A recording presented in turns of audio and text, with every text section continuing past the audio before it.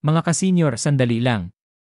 May napakalaking balita ngayong Oktubre 24, 2025, 14,450 na pension payout ang ipamimigay. Pero teka, hindi lahat makatatanggap, kaya kung gusto mong malaman kung kabilang ka, huwag kang aalis. Dahil sa video na to, ibubunyag ko ang buong detalye, sino ang pasok, paano makuha, at bakit ito ang pinakaimportanteng pension update ngayong taon. Kaya siguraduhin mong tapusin ang video hanggang dulo, dahil baka pangalan mo na ang nasa listahan ng makatatanggap ng 14,450. At kung bago ka pa lang dito, mag-subscribe ka na ngayon dahil ang channel na ito ay ginawa para sa ating mga senior citizens. Dito mo malalaman ang lahat ng tungkol sa RARO payment updates, pension crisis, at mga bagong tulong ng gobyerno para sa mga lolo't lola. Kaya pindutin mo na ang subscribe button ngayon dahil dito sa channel na ito, kami ay para sa inyo at bawat update ay para sa kapakanan ng bawat Pilipinong senior. Mga ka-senior, sandali lang. May napakalaking balita tayong dapat pag-usapan ngayon. Dahil ngayong Oktubre 24, 2025, may inaasahang 14,450 pension payout na ipamimigay para sa mga kwalipikadong pensioners sa buong bansa. Tama ang narinig ninyo, 14,450 ang maaaring matanggap ng bawat senior, at napakarami ang hindi pa nakakaalam nito. Kaya kung ikaw ay pensioner ng SAS, BSIS, o kabilang sa mga benepisyaryo ng Universal Social Pension, makinig ka ng mabuti hanggang dulo ng video na ito dahil baka pangalan mo na ang nasa listahan ng mga makakatanggap ng dagdag na ayuda ngayong buwan. Alam ko, maraming senior citizens ngayon ang hirap sa araw-araw. Tumataas ang presyo ng bilihin, mahal ang gamot, at halos kulang pa ang pensyon sa mga gastusin. Kaya't kapag may ganitong oportunidad tulad ng 14,450 payout, dapat nating malaman agad ang buong detalye. At huwag kayong mag-alala, dahil sa channel na ito, ako mismo ang nag-i-update sa lahat ng tungkol sa RARO payment schedules, BSIS bonuses, at mga bagong pension programs ng gobyerno para hindi kayo maiwan sa impormasyon. Kaya siguraduhin niyong tapusin ang video dahil mamaya, sasabihin ko rin kung paano ninyo malalaman kung kayo ay kabilang sa mga makatatanggap sa darating na payout. Ngayon, pag-usapan muna natin kung saan nanggaling itong 14,450 pension payout. Ayon sa mga insider reports mula sa mga ahensya ng gobyerno, ito ay bahagi ng pinagsamang IAE at Universal Pension Support Program na ipinatutupad ngayong Oktubre. Kasama rito ang regular monthly pension, cash assistance, at ang special cost of living allowance para sa mga senior citizens na mababa ang kita. Ang layunin ng programang ito ay mabigyan ng ginhawa ang mga matatandang Pilipino na matagal nang nagsilbi sa kanilang pamilya at sa bayan, ngunit ngayon ay nakararanas ng hirap dahil sa mataas na gastos sa pamumuhay. Kaya ngayong Oktubre 24, siguraduhin mong nakahanda ang iyong ES card, D, o anumang dokumentong kailangan. Dahil maraming senior na ang nakatanggap ng abiso mula sa kanilang mga branch office na nakaschedule na ang payout. Pero teka lang, may mga tanong ang iba, lahat ba kami makakatanggap? Ang sagot ay depende sa kategorya ng iyong membership. Para sa mga RARO pensioners, kung ikaw ay nakatanggap ng regular pension noong Setyembre, otomatiko kang kasama sa listahan ng eligible sa bonus na ito, basta't updated ang iyong records. Para naman sa BSIS pensioners, may hiwalay na schedule, ngunit pareho rin ang halaga ng dagdag na benepisyo. At para sa mga senior citizens na walang natatanggap na regular pension, maaaring pumasok kayo sa ilalim ng Universal Social Pension Program ng IAGE at NCSA, kung saan may naka-allocate na bahagi ng 14,450 bilang one-time cash payout. Kaya't kung isa ka sa mga ito, siguraduhin nakarehistro ka at may updated contact number o address sa iyong barangay.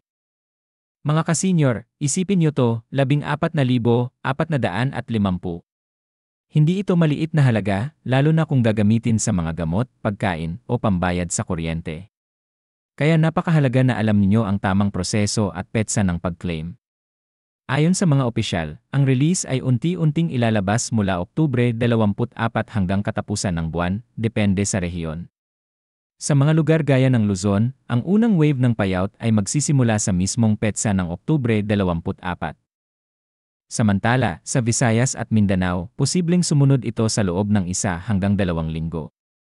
Ibig sabihin, bawat rehiyon ay may sariling schedule, kaya dapat ay alerto kayo sa mga anunsyo mula sa inyong lokal na YesGay o pension branch office. At kung nagtataka kayo, paano ko malalaman kung kasama ako? Heto ang sikreto, kailangan niyong check ang inyong text o email notification mula sa RAS, BSIS o YesGay. Maraming senior ang nakatanggap na ng mensahe na may kasamang petsa at halagang matatanggap. Kung wala ka pang natatanggap, huwag mag-alala. Maaari mong bisitahin ang pinakamalapit na RAERA branch o magtanong sa barangay office kung nakalista ang iyong pangalan sa mga benepisyaryo ng Universal Social Pension. Mayroon ding hotline at online portal kung saan pwedeng tingnan ang iyong status gamit lamang ang iyong reference number OE. Habang papalapit ang araw ng release, mas lalo pang tumitindi ang excitement ng mga pensioners. Maraming lolo't lola ang nagkukwento na matagal na nilang hinihintay ang ganitong dagdag tulong. Isa nga sa mga na-interview kamakailan ay si Aling Rosa, 72 years old, na nagsabi, kung totoo to, malaking ginhawa talaga. Kasi halos kalahati ng pensyon ko napupunta na sa gamot. At ganitong mga kwento ang dahilan kung bakit napakahalaga ng impormasyon na ito, dahil bawat sentimo ng benepisyo ay may katumbas na pag-asa para sa ating mga nakatatanda. Ngunit tandaan, mga ka-senior, napakaraming kumakalat na maling impormasyon sa social media. Kaya siguraduhin niyong sa official sources lamang kayo maniniwala, tulad ng NAS, BSIS, YesGay, at NCSI. Huwag basta maniniwala sa mga text o tawag na humihingi ng pera o impormasyon. Walang bayad ang pagkuha ng pensyon at hindi kailangang magbigay ng kahit anong processing fee. Kung may tumawag na nagsasabing tutulungan ka raw para mapabilis ang release, huwag magtiwala, i-report agad sa inyong barangay o sa YesGay hotline. Ngayon, kung napapansin nyo, halos buwan-buwan ay may mga pagbabago sa pension system, minsan may delay, minsan may dagdag. Kaya kung gusto niyong laging updated sa mga pension payment schedules, bonuses, at mga bagong programa para sa seniors, dito sa channel na ito, ako mismo ang nagsusuri ng mga bagong balita mula sa gobyerno para siguradong totoo at kapani-paniwala. Kaya habang nanonood ka ngayon, pindutin mo na ang subscribe button dahil ang channel na ito ay ginawa mismo para sa ating mga seniors, para sa inyo, mga lolo't lola, na matagal nang nagbibigay ng inspirasyon sa pamilya. Dito, hindi kayo maliligaw dahil bawat linggo ay may bagong update tungkol sa inyong pension, benefits, at mga tulong pinansyal na pwede niyong makuha. Kaya bago tayo magtapos, ulitin ko lang ang pinakamahalagang detalye. Oktubre 24, 2025 ang target date ng 14,450 pension payout. Para sa mga RAEA at BSIS pensioners, automatic itong ipapasok sa inyong account o RIN. Para naman sa mga senior na wala pang pension, maaaring i-claim ang inyong benepisyo sa pamamagitan ng YesRI Field Office o sa Municipal Social Welfare Office. Siguraduhin niyong dala ninyo ang inyong valid Senior Citizen Card at kung possible, Proof of Pensioner Status. Kapag may text o email confirmation na, ibig sabihin ay kasama ka sa listahan ng makakatanggap. At tandaan, mga ka-senior, huwag mawalan ng pag-asa kung minsan ay may delay sa release. Ang mahalaga, patuloy kayong maging alerto at updated sa mga anunsyo.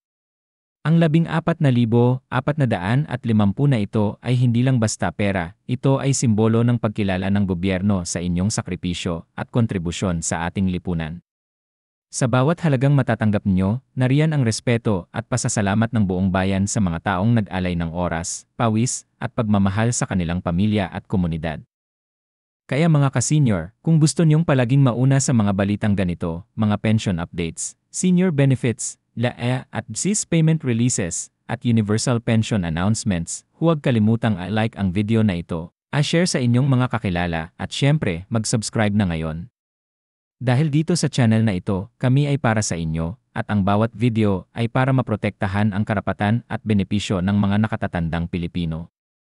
Huwag niyong palampasin ang susunod na upload dahil magbibigay tayo ng update tungkol sa susunod na round ng pension increases at kung magkano ang inaasahang dagdag ngayong Nobyembre. Kaya muli, markahan na ang kalendaryo, Oktubre 24, 2025, 14,450 pension payout. Ihanda na ang inyong mga i-check ang inyong account at siguraduhin kayo ay nasa listahan. Ito ang pagkakataong magbigay ginhawa sa ating mga lolo't lola. Mula dito sa channel na nagmamalasakit sa inyo, maraming salamat sa panonood at ingat lagi mga ka-senior.